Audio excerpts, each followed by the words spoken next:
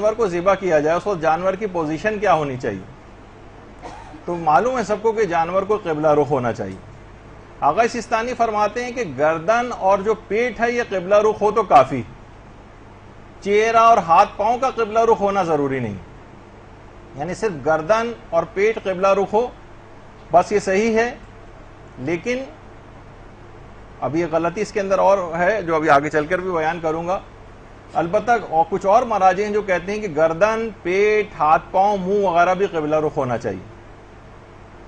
آغا سیستانی البتہ کہتے ہیں کہ بس گردن اور پیٹ کا قبلہ رخ ہونا کافی ہے، اور اس کے علاوہ جو ہے جو منہ ہے یا ہاتھ پاؤں ہے ان کا قبلہ رخ ہونا ضروری نہیں. اچھا ایک بات یہ بھی ہے کہ جانور کو ضروری نہیں کہ زمین پر ہی لٹایا جائے، بلکہ آپ کسی اونچی جگہ، کسی کرسی کے اوپر، کسی میز کے اوپر یا کسی بھی جگہ ایسی جگہ لٹا کر بھی اس جانور کو ذبح کیا جا سکتا ہے. بلکہ لٹانا بھی ضروری نہیں ہے، کھڑا کر کے بھی جانور کو ذبح کر سکتے ہیں. بس یہ کہ وہ قبلہ رخ وغیرہ کی جو اور دیگر شرطیں ہیں وہ سب پوری ہونی چاہیے، ورنہ لٹانا، بٹھانا یا یہ اس کی کوئی امپورٹنس نہیں ہے. اور بس شرعی طریقے سے جانور ذبح ہو اور قبلہ رخ ہو بس وہ کافی.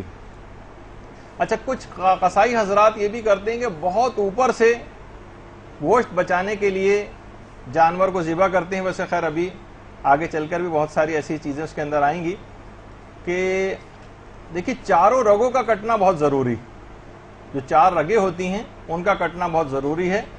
تو قصائی کچھ گوشت بچانے کے لیے اس جگہ سے کاٹتے ہیں کہ وہ رگیں ٹھیک طور پر نہیں کٹ پاتی ہیں، تو وہ ایسا نہ کیا جائے.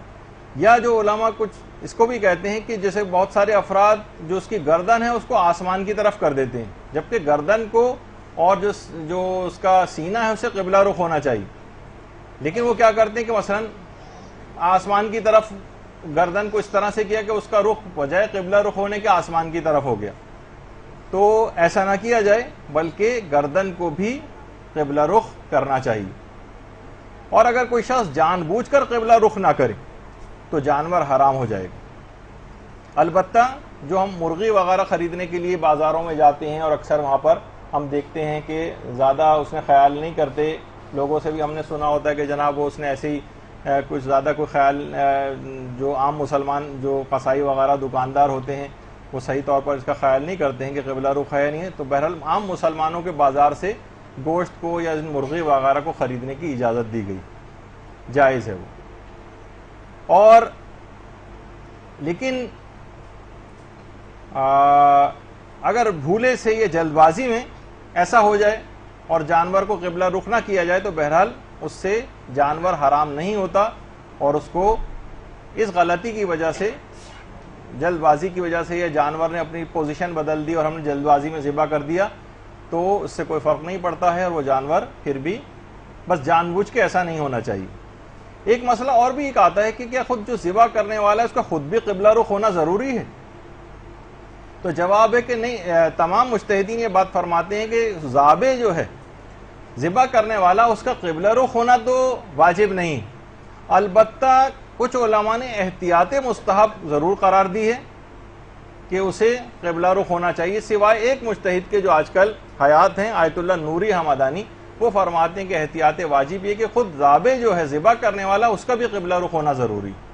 لیکن ان کے علاوہ جو انہوں نے بھی احتیاط واجب لگائی ہے، فتویٰ نہیں دیا، اور دیگر سارے مراجع نے کہا ہے کہ احتیاط مستحب ہے کہ ذبح کرنے والا قبلہ رخ ہو، لیکن یہ شرط واجب اور ضروری نہیں. اب ایک مسئلہ